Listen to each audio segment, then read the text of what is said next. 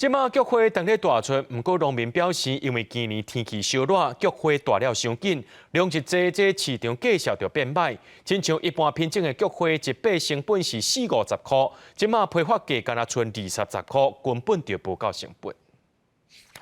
十花五色的菊花花开甲长水，中华是台湾菊花花主要的产地，即阵正是采收期。毋过花农讲，今年寒冷，中部天气稳定，热到超过25度，甚至拄到30度，温度悬，菊甲大伤紧，袂复销，即阵卖价销拢无好。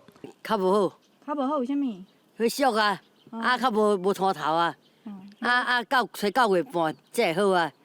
头尾个边仔即个一直走到遐人就当咧大家，你甲过年25、26啊，人就较泄气啊。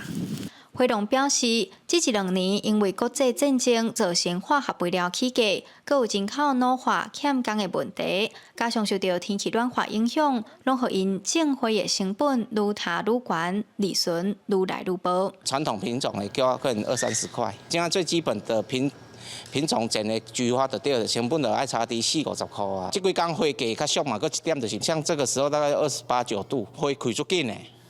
所以农民采收也很急，又价钱又不好的，搁压榨啊。即马市面上的品种是秋冬菊较济，所以讲即几冬阮就是特别针对热天的品种去做药种，辅导产业，互因有较济新的品种会点活用。台湾菊花花虽望规年冬天拢有出，毋过菊仔惊热。台中区农业改农场就表示，因即几冬要培育耐高温品种的菊仔，互农民试种，希望会当降低天气暖化带来影响。